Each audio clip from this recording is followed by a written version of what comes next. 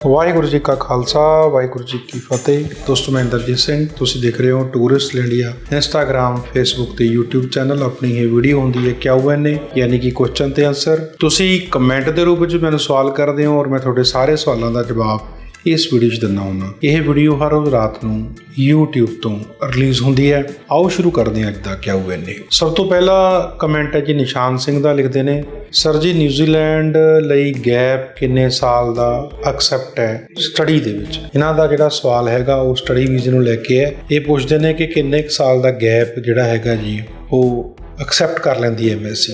ਦੇਖੋ ਨਿਊਜ਼ੀਲੈਂਡ ਦੀ ਜੇ ਆਪਾਂ ਗੱਲ ਕਰੀਏ ਤਾਂ ਵੱਧ ਤੋਂ ਵੱਧ 2 ਸਾਲ ਤੱਕ ਦਾ ਗੈਪ ਜਿਹੜਾ ਹੈਗਾ ਉਹ ਐਕਸੈਪਟੇਬਲ ਹੋ ਜਾਂਦਾ ਹੈ। ਇਸ ਤੋਂ ਜ਼ਿਆਦਾ ਗੈਪ ਜਿਹੜਾ ਉਹ ਨਹੀਂ ਚੱਲਦਾ, ਐਮਬੈਸੀ ਨਹੀਂ ਮੰਨਦੀ। ਜੇ ਤੁਹਾਡਾ ਸਟੱਡੀ 'ਚ ਜ਼ਿਆਦਾ ਗੈਪ ਹੋ ਗਿਆ ਔਰ ਤੁਸੀਂ ਗ੍ਰੈਜੂਏਸ਼ਨ ਹੈਗੀ ਹੈ, ਫਿਰ ਤੁਸੀਂ ਐਕਸਪੀਰੀਅੰਸ ਦੇ ਨਾਲ UK ਵੀਜ਼ਾ ਤਾਂ ਲੈ ਸਕਦੇ ਹੋ, ਬਟ ਆਸਟ੍ਰੇਲੀਆ ਤੇ ਨਿਊਜ਼ੀਲੈਂਡ ਜ਼ਿਆਦਾ ਗੈਪ ਨੂੰ ਵੀਜ਼ਾ ਜਿਹੜਾ ਹੈਗਾ ਉਹ ਨਹੀਂ ਦਿੰਦਾ। ਅਗਲਾ ਕਮੈਂਟ ਹੈ ਜੀ ਬੌਬੀ ਸੈਣੀ ਦਾ। ਲਿਖਦੇ ਨੇ, USA ਟੂਰਿਸਟ ਵੀਜ਼ਾ ਲਈ ਕੀ ਰਿਕੁਆਇਰਮੈਂਟਸ ਹੁੰਦੀਆਂ ਨੇ?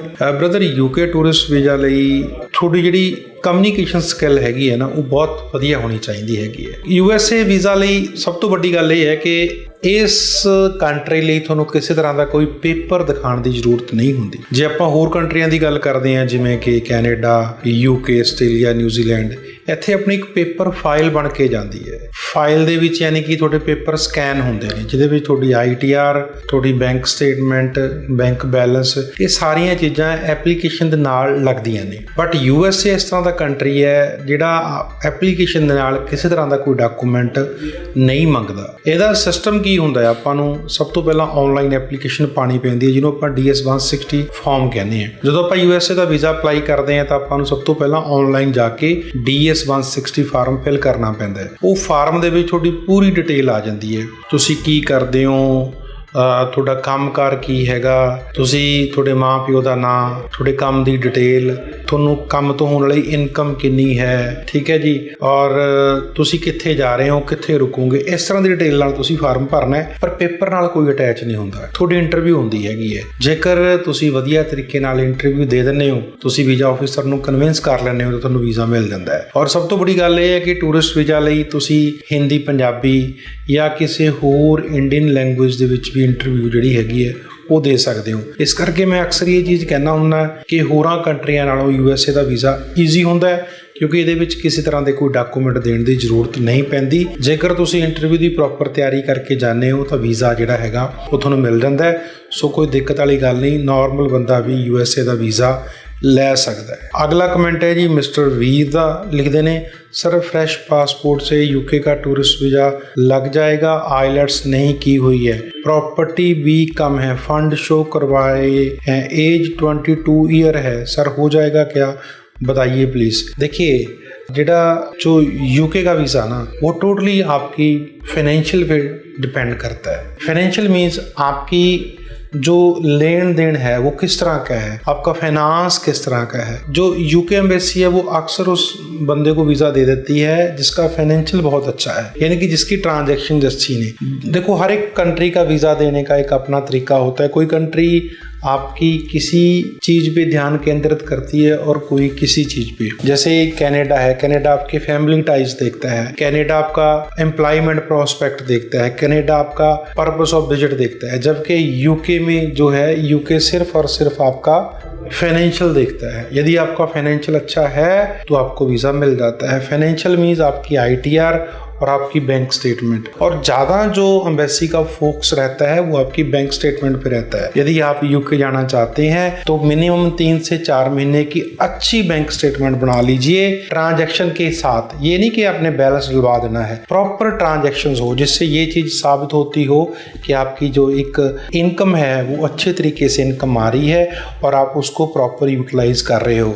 यानी कि जो भी आपने इनकम के तौर पे पैसा लेना है वो अकाउंट में ही लेना है और किसी को देना है वो अकाउंट से देना है ताकि बड़ी ट्रांजैक्शंस हो सके, लंबी स्टेटमेंट बन सके। यदि आप ये चीज़ कर सकते हैं तो आप UK का वीज़ा है वो ले सकते हैं क्योंकि UK का वीज़ा बैंक स्टेटमेंट के बेस पे मिल जाता है। अगला कमेंट है जी BJ फैन। लिखते हैं, सर बलजिंदर सिंह बात कर रहा हूँ, मैंने केप्स नोट डाले 3 मंथ हो गए अभी तक मेरे केप्स नोट नहीं आए, क्या हो सकता है? ब्रदर, केप्स नोट में बाकी अभी जो है वो टाइम लग रहा है। पहले क्या होता था कि with in month 30 to 40 days में आपके जो केप्स नोट वो आ जाते थे, पर आज की डेट में 6 to 7 मंथ भी एम्बेसी जो है वो ले लेती है केप्स में। तो इसलिए थोड़ी वेट कीजिए, क्योंकि टाइम आप अकेले नहीं है जिनके केप्स को एम्बेसी टाइम लगा रही है। सभी केसेस में ऐसा हो रहा है कि एम्बेसी जो है वो टाइम लेके चल रही है। तो जिसने भी केप्स डालने हैं वो इस चीज का ध्यान रखे कि आज की डेट में एक आधे महीने में जो केप्स नोट वो नहीं आ रहे हैं उसमें टाइम लग रहा है। अगला कमेंट है जी, मोहिन उदयंदा लिखते हैं, सर VBL आया है लेकिन PPR नहीं आया। सर 18 डेज हो गए हैं, VBL आए, मुझे Canada visitor visa from Dubai, application status tracker में visitor visa document number show हुआ है, लेकिन PPR कब तक आएगा? ब्रदर, PPR में मैक्सिमम जो टाइम है वो 40 डेज का है। 40 डेज के अंदर अंदर आपका डिसीजन जो है वो आ जाता है। अभी आप खुद ही बोल रहे हो कि आपको 18 डेज हुए हैं, 18 दिन हुए हैं, तो 40 दिन का समय हम जैसे हमारे हिसाब से जो अभी प्रोसेसिंग टाइम चल रहा है तो 40 दिन में जो है वो निकल जाता है, रिजल्ट जैसा भी है आपका। तो अभी आपके केस में थोड़ा टाइम लगेगा, इसलिए थोड़ी वेट कर लीजिए क्योंकि अभी ज़्यादा टाइम नहीं हुए। अगला कमेंट है जी, रिंकू राजपूत लिखते हैं, सर ਕਿਸੇ ਦਾ CA ਰਿਪੋर्ट ਤੋਂ ਬਿਨਾਂ ਵੀ ਕੈਨੇਡਾ ਦਾ ਵੀਜ਼ਾ ਆਇਆ ਅੱਜ ਤੱਕ? ਬਹੁਤ ਲੋਕ ਨੇ ਜੀ, ਜਿਹੜੀ CA ਦੀ ਰਿਪੋर्ट ਹੈ ਨਾ, ਇਹ ਕੋਈ ਮੈਂਡੇਟਰੀ ਡਾਕੂਮੈਂਟ ਨਹੀਂ ਹੈਗਾ ਕਿ ਤੁਸੀਂ ਲਾਣੀ ਹੀ ਲਾਣੀ ਹੈ। ਜੇ ਤੁਹਾਡੀ ਉੱਦਾਂ ਪ੍ਰੋਫਾਈਲ ਅੱਛੀ ਹੈ ਤਾਂ CA ਦੀ ਰਿਪੋर्ट ਦੀ ਜ਼ਰੂਰਤ ਨਹੀਂ ਹੁੰਦੀ। CA ਦੀ ਰਿਪੋर्ट ਇੱਕ ਤੁਹਾਡਾ ਐਕਸਟਰਾ ਡਾਕੂਮੈਂਟ ਹੈ ਤੁਹਾਡੀ ਪ੍ਰੋਫਾਈਲ ਨੂੰ ਅੱਛਾ ਬਣਾਉਣ ਲਈ। ਦੇਖੋ, ਜਦੋਂ ਜਿੰਨੇ ਆਪਾਂ ਵਧੀਆ ਡਾਕੂਮੈਂਟਸ ਦਿਖਾ ਦਾਂਗੇ ਉਨੇ ਕੁ ਆਪਣੇ ਚਾਂਸਸ ਜਿਹੜੇ ਵੀਜ਼ਾ ਦੇ ਉਹ ਜ਼ਿਆਦਾ ਬਣ ਜਾਂਦੇ ਨੇ। CA ਦੀ ਰਿਪੋर्ट ਨਾਲ ਕੀ ਹੁੰਦਾ ਹੈ ਕਿ ਤੁਹਾਡਾ ਪੋਰਟਫੋਲੀਓ ਤੁਹਾਡਾ ਵੱਡਾ ਹੋ ਜਾਂਦਾ ਹੈ, ਪਰ CA ਦੀ ਰਿਪੋर्ट ਨਾ ਆਉਣ ਨਾਲ ਇਹ ਮਤਲਬ ਨਹੀਂ ਕਿ ਤੁਹਾਡਾ ਵੀਜ਼ਾ ਰਿਜੈਕਟ ਹੋ ਜਾਏਗਾ। ਹੁਣ ਕਿੰਨੇ ਇਸ ਤਰ੍ਹਾਂ ਦੇ ਲੋਕ ਨੇ ਜਿਹੜੇ ਜਿਨ੍ਹਾਂ ਕੋਲ ਪ੍ਰੋਪਰਟੀ ਨਹੀਂ ਹੁੰਦੀ, ਕਿਰਾਏ ਦੇ ਮਕਾਨਾਂ ਤੇ ਰਹਿੰਦੇ ਨੇ, ਜ਼ਮੀਨ ਜਾਇਦਾਦ ਨਹੀਂ ਹੁੰਦੀ, ਉਹਨਾਂ ਦੇ ਕਿਹੜਾ ਵੀਜ਼ੇ ਨਹੀਂ ਆਉਂਦੇ, ਵੀਜ਼ਾ ਆ ਜਾਂਦਾ ਹੈਗਾ। ਸੋ ਇਹ ਵਰੀ ਨਹੀਂ ਕਰਨਾ ਚਾਹੀਦਾ ਕਿ ਸਾਡੀ CA ਰਿਪੋर्ट ਨਹੀਂ ਹੈ ਤੇ ਸਾਡਾ ਵੀਜ਼ਾ ਨਹੀਂ ਆਣਾ। ਇਸ ਤਰ੍ਹਾਂ ਦਾ ਕੁਝ ਨਹੀਂ ਹੈ। CA ਦੀ ਰਿਪੋर्ट ਤੋਂ ਬਿਨਾਂ ਵੀ ਵੀਜ਼ਾ ਜਿਹੜਾ ਹੈਗਾ ਉਹ ਆ ਜਾਂਦਾ ਹੈ। ਅਗਲਾ ਕਮੈਂਟ ਹੈ ਜੀ, ਕਮਲਜੀਤ ਕੌਰ ਬੈਦਵਾਨ ਦਾ ਲਿਖਦੇ ਨੇ, ਸਤਿ ਸ਼੍ਰੀ ਅਕਾਲ ਸਰ। ਸਰ ਮੈਂ ਇਹ ਜਾਣਨਾ ਚਾਹੁੰਦੀ ਹਾਂ ਕਿ ਜੇ ਕੈਨੇਡਾ ਵੀਜ਼ਾ ਆ ਜਾਂਦਾ ਹੈ ਤਾਂ ਕੈਨੇਡਾ ਜਾ ਕੇ ਅਸੀਂ ਕੰਮ ਕਰ ਸਕਦੇ ਹੈਗੇ ਹਾਂ? ਦੇਖੋ, ਜੇਕਰ ਤੁਸੀਂ ਟੂਰਿਸਟ, ਆਈ ਥਿੰਕ ਤੁਸੀਂ ਟੂਰਿਸਟ ਵੀਜ਼ਾ ਦੀ ਗੱਲ ਕਰ ਰਹੇ ਹੋ, ਜੇਕਰ ਤੁਸੀਂ ਟੂਰਿਸਟ ਵੀਜ਼ੇ ਦੀ ਗੱਲ ਕਰ ਰਹੇ ਹੋ ਔਰ ਟੂਰਿਸਟ ਵੀਜ਼ਾ ਬਾਰੇ ਪੁੱਛ ਰਹੇ ਹੋ ਤਾਂ ਤੁਸੀਂ ਟੂਰਿਸਟ ਵੀਜ਼ੇ ਤੇ ਜਾ ਕੇ ਲੀਗਲੀ ਤੌਰ ਤੇ ਕੰਮ ਨਹੀਂ ਕਰ ਸਕਦੇ। ਹਾਂ, ਲੋਕ ਲੁਕ ਛਿਪ ਕੇ ਕੈਸ਼ ਤੇ ਜੁਗਾੜਬਾਜੀ ਕਰਕੇ ਕੰਮ ਕਰ ਲੈਂਦੇ ਨੇ, ਪਰ ਖੁੱਲੇ ਤੌਰ ਤੇ ਲੀਗਲੀ ਤੁਸੀਂ ਟੂਰਿਸਟ ਵੀਜ਼ੇ ਤੇ ਕੰਮ ਨਹੀਂ ਕਰ ਸਕਦੇ। ਹਾਂ, ਇਹਦੀ ਆਪਸ਼ਨਸ ਹੁੰਦੀ ਹੈ ਕਿ ਤੁਸੀਂ ਆਪਦੇ ਟੂਰਿਸਟ ਵੀਜ਼ੇ ਨੂੰ ਵਰਕ ਪਰਮਿਟ ਦੇ ਵਿੱਚ ਕਨਵਰਟ ਕਰਵਾ ਸਕਦੇ ਹੋ। ਹੁਣ ਵਰਕ ਪਰਮਿਟ ਕਨਵਰਟ ਕਿਵੇਂ ਹੁੰਦਾ ਟੂਰਿਸਟ ਵੀਜ਼ੇ ਤੋਂ? ਜੇਕਰ ਤੁਹਾਡੇ ਕੋਲ ਕਿਸੇ ਵੀ ਐਮਪਲਾਇਰ ਵੱਲੋਂ, ਜਿਹੜਾ ਕੋਈ ਕੈਨੇਡਾ ਦੇ ਵਿੱਚ ਐਮਪਲਾਇਰ ਹੈਗਾ, ਉਹ ਤੁਹਾਨੂੰ ਜੌਬ ਆਫਰ ਦੇਵੇ, ਯਾਨੀ ਕਿ LMIA ਦੇਵੇ, ਤਾਂ ਤੁਸੀਂ ਆਪਦਾ ਟੂਰਿਸਟ ਵੀਜ਼ਾ ਵਰਕ ਪਰਮਿਟ ਦੇ ਵਿੱਚ ਕਨਵਰਟ ਜਿਹੜਾ ਹੈਗਾ ਉਹ ਕਰਵਾ ਸਕਦੇ ਹੋ।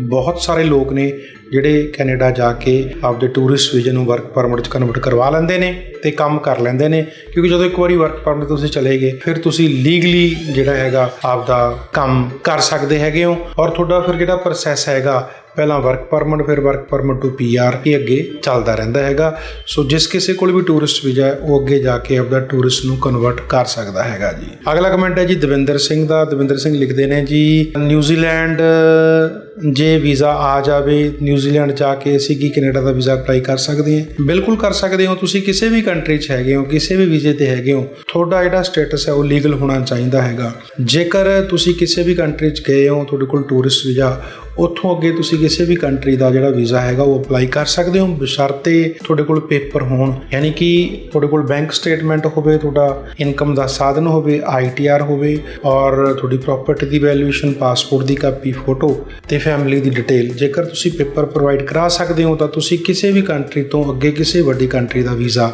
ਜਿਹੜਾ ਅਪਲਾਈ ਕਰ ਸਕਦੇ ਹੋ। ਸੋ ਦੋਸਤੋ, ਇਹ ਸੀਗੇ ਤੁਹਾਡੇ ਅੱਜ ਦੇ ਸਵਾਲ, ਤੁਹਾਡੇ ਕਮੈਂਟ ਤੇ ਮੇਰੇ ਜਵਾਬ। ਉਮੀਦ ਕਰਦਾ ਵਧੀਆ ਲੱਗੇ ਹੋਣਗੇ। ਜੇਕਰ ਇਸ ਤਰ੍ਹਾਂ ਦੀਆਂ ਵੀਡੀਓਜ਼ ਤੁਸੀਂ ਹੋਰ ਦੇਖਣਾ ਚਾਹੁੰਦੇ ਹੋ ਤਾਂ ਪਲੀਜ਼ ਚੈਨਲ ਸਬਸਕ੍ਰਾਈਬ ਜ਼ਰੂਰ ਕਰ ਦਿਓ, ਬੈਲ ਦਾ ਬਟਨ ਦਬਾਓ ਤਾਂ ਕਿ ਆਉਣ ਵਾਲੀ ਹਰੇਕ ਵੀਡੀਓ ਸਭ ਤੋਂ ਤੁਹਾਨੂੰ ਮਿਲ ਸਕੇ। ਹੋਰ ਵਧੇਰੇ ਜਾਣਕਾਰੀ ਲਈ ਤੁਸੀਂ ਆਪਦਾ ਕੇਸ ਡਿਸਕਸ ਕਰਨਾ ਚਾਹੁੰਦੇ ਹੋ, ਕੇਸ ਅਪਲਾਈ ਕਰਨਾ ਚਾਹੁੰਦੇ ਹੋ, ਸਕਰੀਨ ਤੇ ਦਿੱਤੇ ਨੰਬਰਾਂ ਤੇ ਕਾਲ ਕਰ ਸਕਦੇ ਹੋ। ਬਹੁਤ ਧੰਨਵਾਦ। ਵਾਹਿਗੁਰੂ ਜੀ ਕਾ ਖਾਲਸਾ, ਵਾਹਿਗੁਰੂ ਜੀ ਕੀ ਫਤਿਹ।